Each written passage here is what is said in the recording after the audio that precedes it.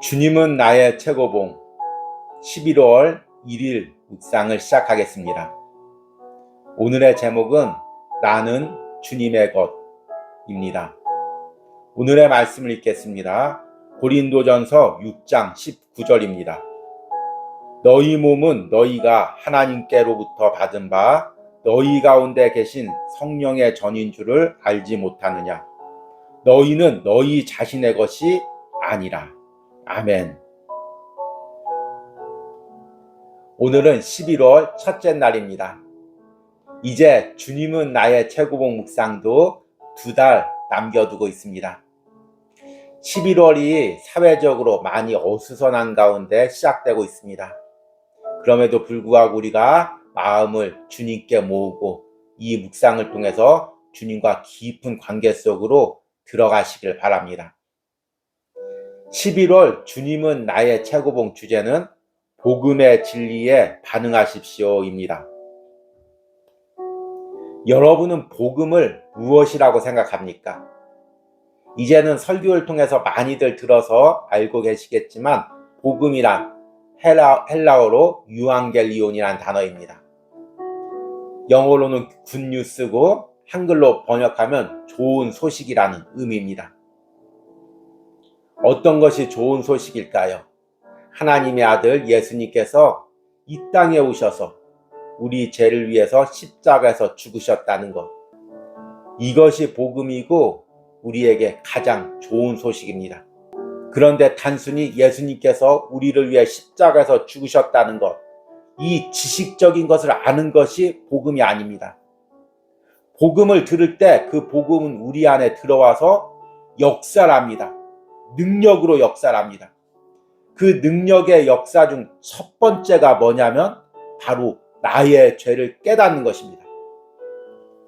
예수님께서 나의 죄를 위해서 십자가에서 죽으셨다는 똑같은 이야기를 듣고 어떤 사람은 감격하면서 울면서 감사하는데 또 어떤 사람은 냉랭할 수가 있습니다. 차이가 뭘까요? 예수님께서 나의 죄를 위해서 십자가에서 죽으셨다고 이야기하는데 나의 죄가 느껴지지가 않는 것입니다.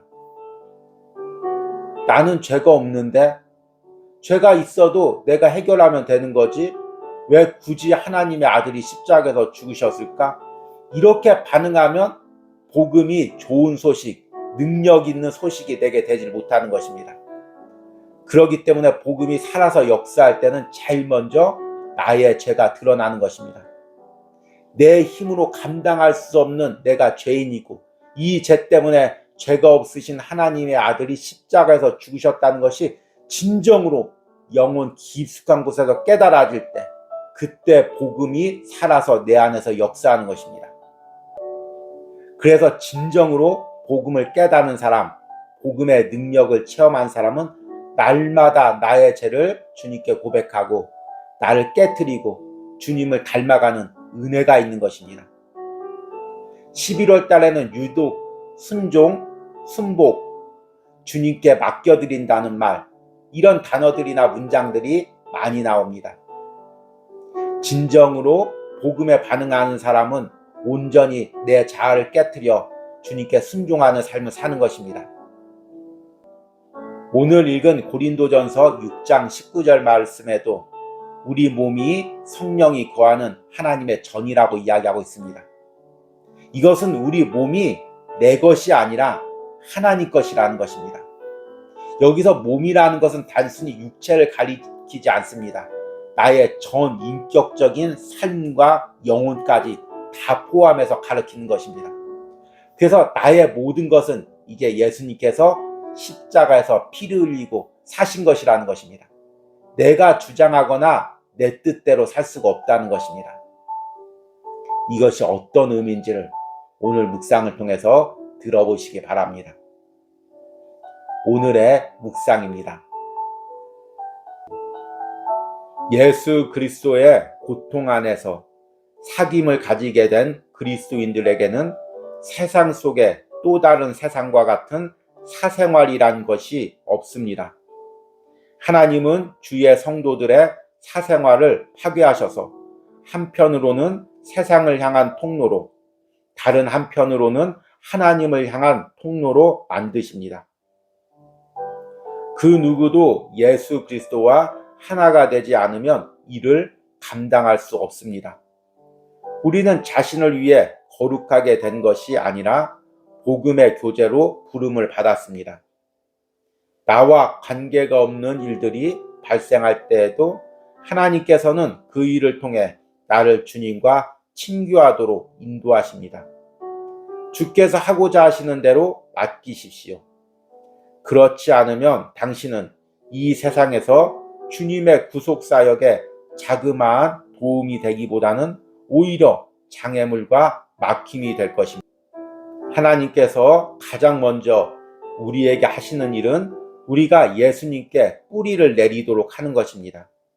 이렇게 되면 주께서 주의 구속의 목적을 위해 일하시는 한 내게 어떤 일이 발생하더라도 참을 수 있게 됩니다. 왜 우리의 마음의 고통을 피하려고 합니까? 이러한 고통의 관문을 통해 하나님께서는 그분의 아들과의 친교의 길들을 열어놓으십니다. 대부분의 사람들은 첫 번째 고통의 관문에서 실패하고 쓰러집니다.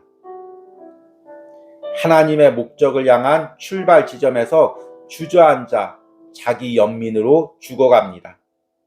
또한 소위 성도들의 동정심은 우리의 영적 죽음을 돕습니다. 그러나 하나님은 살리실 것입니다.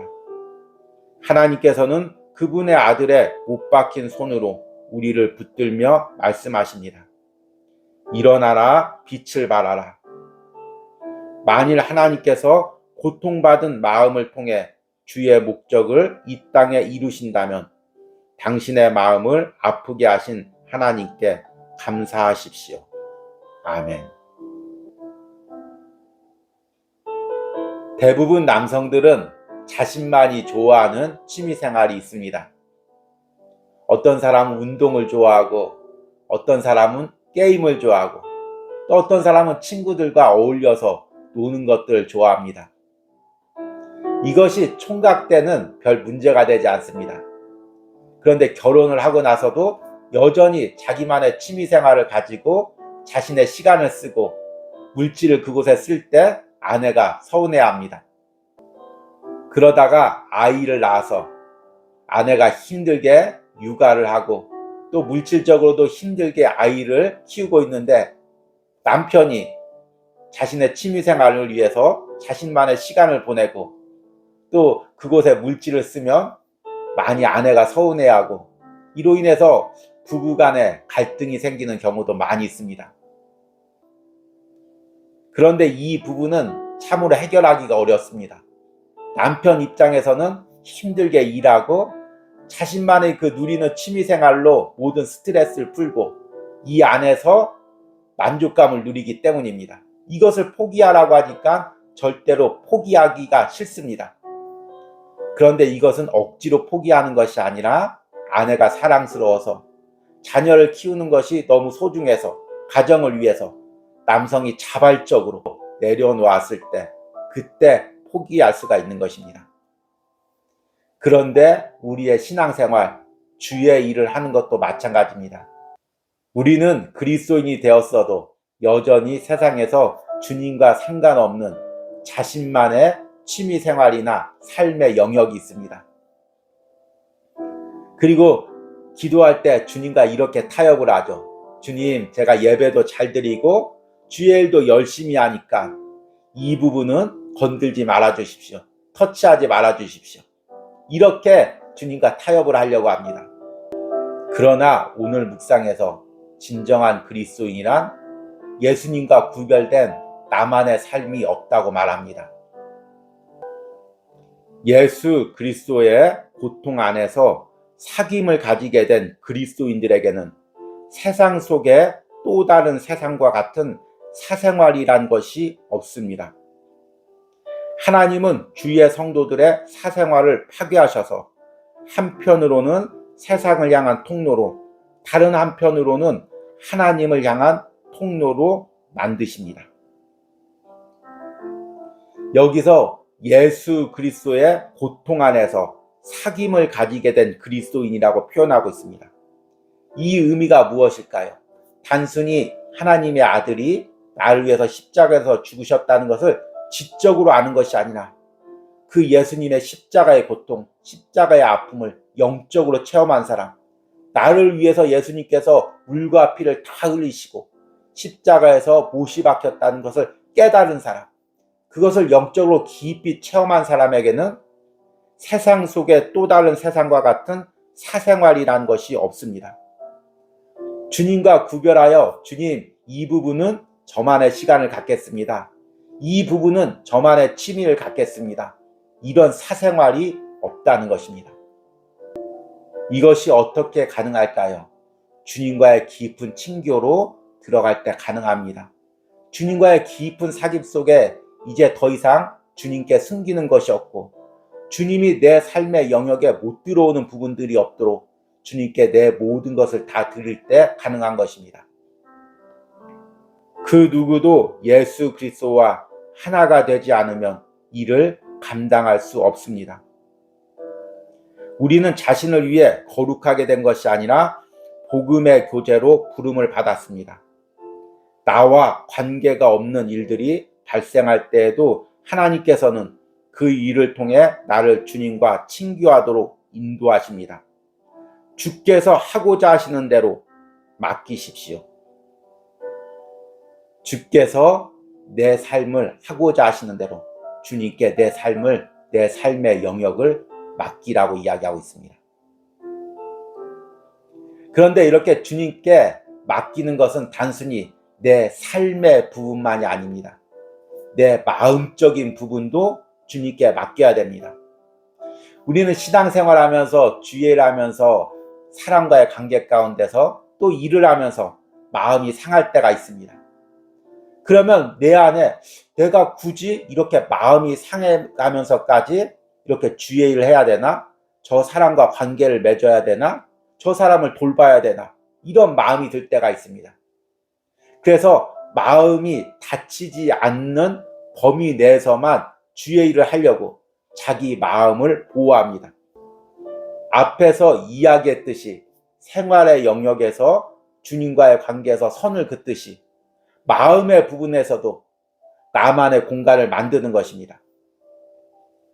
그러나 저자는 주의 일을 하면서 또 주님을 섬기면서 마음이 상처받는 것을 피하지 말라고 이야기합니다.